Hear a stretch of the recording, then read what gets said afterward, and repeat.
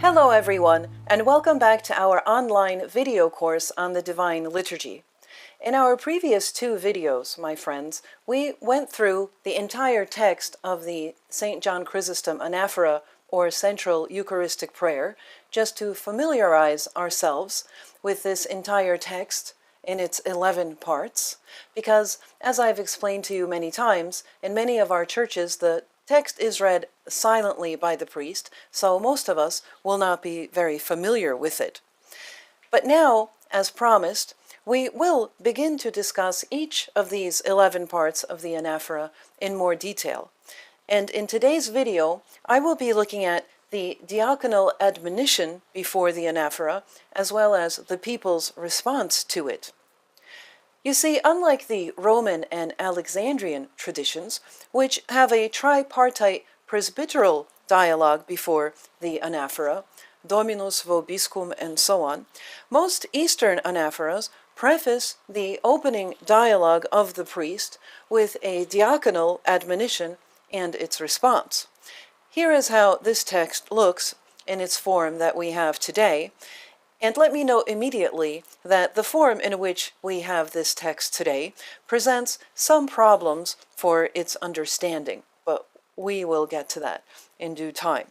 So the deacon says, standing before the royal or holy doors of the sanctuary and facing the sanctuary, "Let us stand aright, let us stand in awe, let us be attentive, that we may offer the holy anaphora in peace. Stomen kalos, stomen metaphovo, proschomen, tinagian anaphoran, en irini prosverin." And in Slavonic, that is, just to remind us of what this sounds like, "Станем добре, станем со страхом, вонмем, святое возношение в мире приносите." And at these words, the priest, in the meantime, in the sanctuary, removes the aer, or large covering, from the gifts, kisses it and puts it aside. And the people or choir respond to the deacon, "A mercy of peace, a sacrifice of praise." And note that in the Greek that is in the accusative case, and also in the Slavonic translation, "Elion irinis thisian eneseos, milost mira žertvu chvalenia." You see, it's in the accusative because at one point the mercy of peace and sacrifice of praise were understood to be the objects of prosverin, or that we may offer, or that we may in peace offer a mercy of peace and so on. But that doesn't make a lot of sense because, as you might have noticed, the holy anaphora is already the object of prosverin.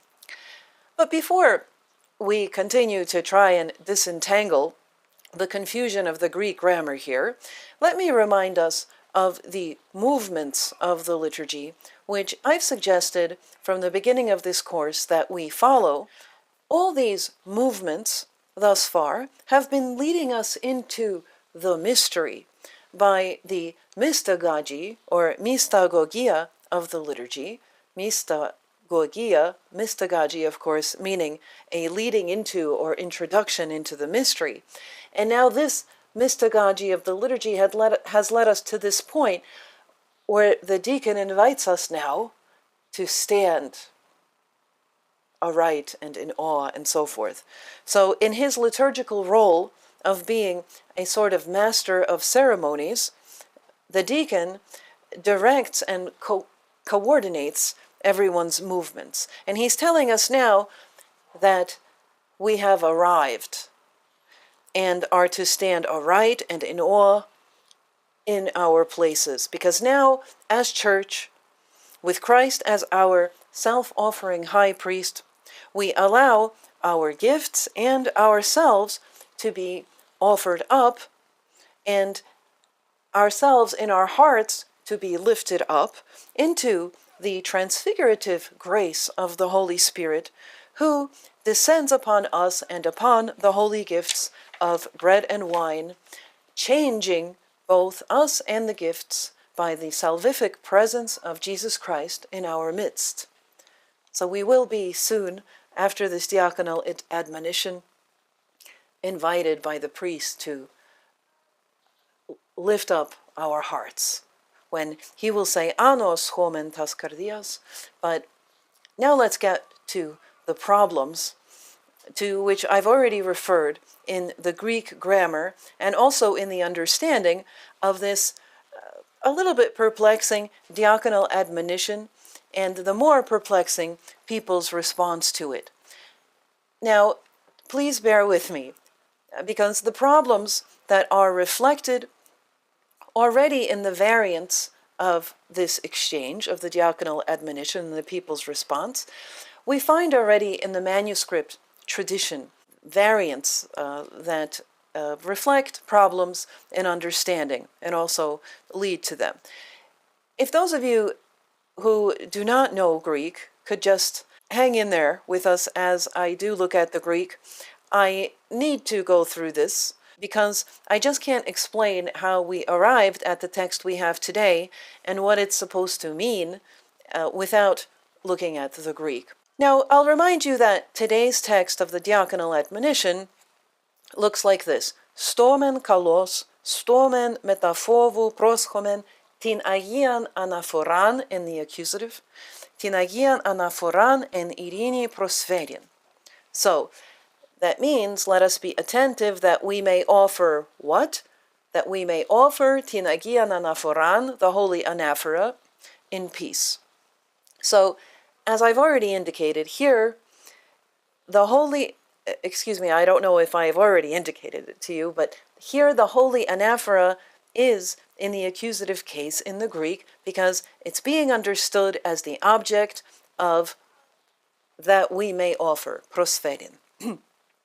And as I've already definitely pointed out, this is confusing since in this very text, the response of the people, mercy of peace, sacrifice of praise, is also in the accusative case because it's also being somehow understood as the object of prospherian, that we may offer a mercy of peace and a sacrifice of praise.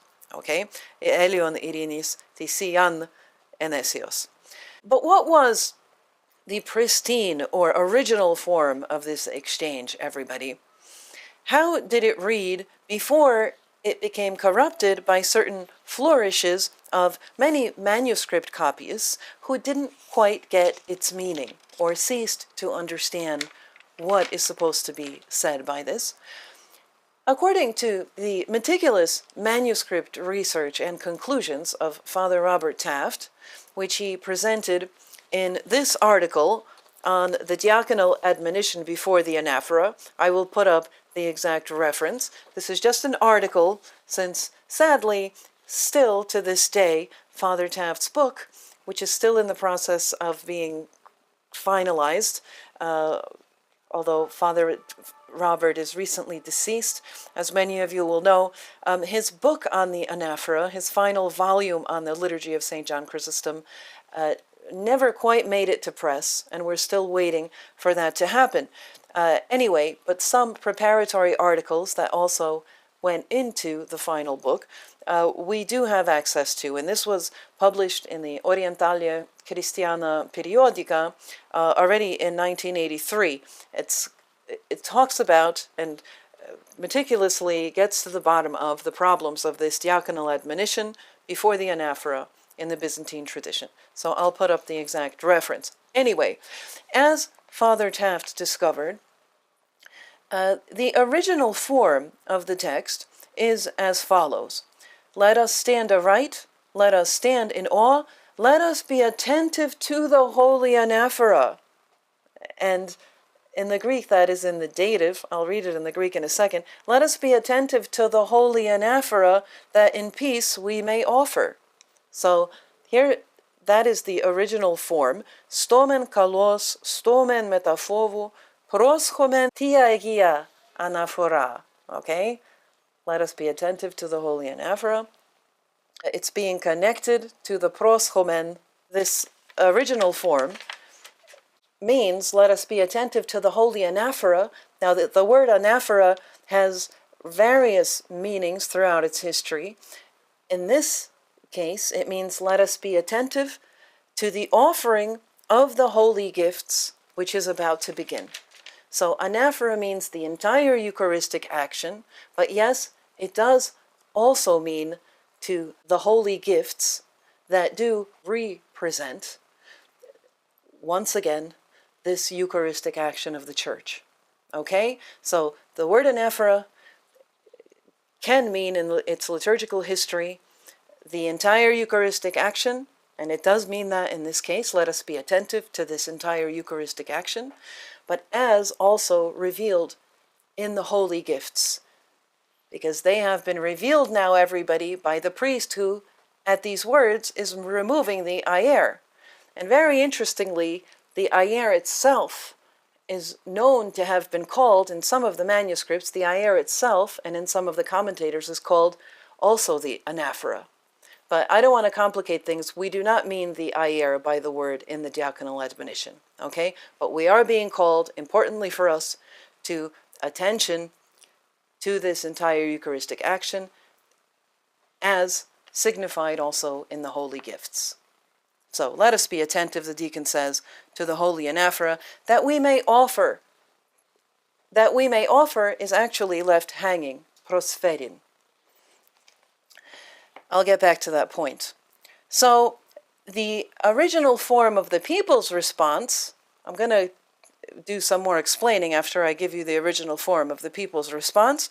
The original form of the people's response was, everybody, mercy, peace, sacrifice of praise. So the words mercy and peace were apart, and all in the nominative case, not in the accusative. And sacrifice is also in the nominative case. So, in the Greek, originally, this is what it said. Just hang in there, I'll explain where this comes from.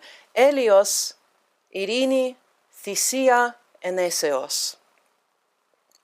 Milost, mir, žrtva, hvalenia, okay, in the Slavonic. Although we have variants, both in the Greek manuscripts, also in the Slavonic ones, of variations on that, okay? But that's the original form. So in the original form, everybody, like I said, the word prosferin, that we may offer, has no express object. It is just left hanging. That's not surprising.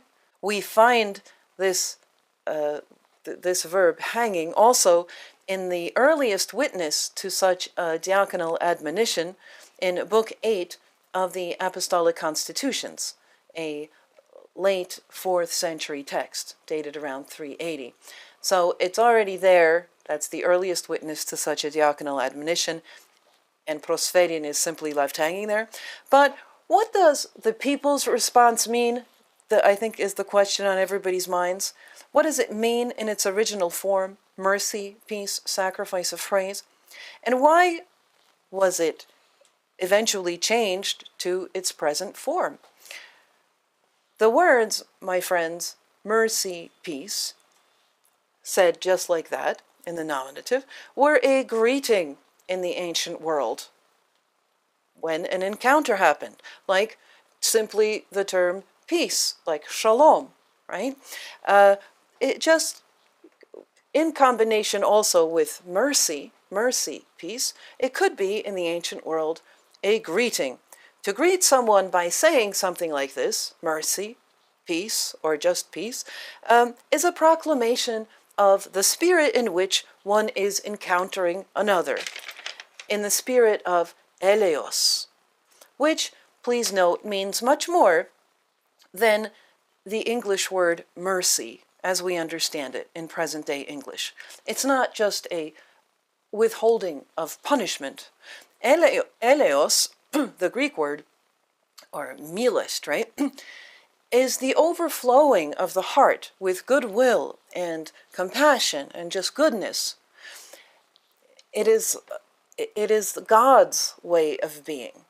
In the context of the Christian celebration, yes, of liturgy, when we say in response to the deacon's initial invitation to stand aright and in awe and to pay attention to this Eucharistic action, when we say as our initial approach to that, mercy and peace, and also add sacrifice of praise, a biblical phrase, we are proclaiming just how we are approaching this holy anaphora, to which the deacon has invited us to be attentive, and also how we are understanding this thing we are now doing together as church, which is to offer. And we are understanding this action, which we are accomplishing together, not in some pagan sense. For example, in the pagan sense of bloody sacrifices to the pagan gods, but we are understanding it in the Christian sense as not only an expression of God's mercy and of God's peace, the peace from above, but also as our and Christ's sacrifice of praise. At his mystical supper with his disciples, Christ called us to do this bloodless thing, in remembrance of him. In remembrance of Christ, who did shed his blood for us and for many, but he did not call us to shed our blood physically every time we come together to remember him. What we are called to do at every Eucharist, and thus has the Church understood it, also inspired by the many mentions of sacrifice of praise in the Bible, we are called at every Eucharist to offer ourselves up together with our gifts by laying aside our earthly cares and letting go of our grudges and those earthly cares and handing ourselves over entirely into communion with God's mercy, embracing God's peace, and engaging in this bloodless sacrifice of praise, having let ourselves go and making holy our entire being, because sacrifice means to make holy, and we make holy this praise. Praise of God is symbolized also in the candle, why candles are so popular in our various forms of worship services. A candle is burning, yes, towards God with what one can say. It's signifying us burning with the praise of God, and the sacrifice is happening, that the candle is being diminished, and the warmth and light is being spread out. Okay, so that candle signifies, if you can accept that, that expression of what sacrifice of praise means. We are diminished and also extend ourselves out and beyond ourselves into the praise of God. This term, everybody, like I just mentioned briefly, sacrifice of praise, it's found many times in the Septuagint Bible, and I will provide here the references.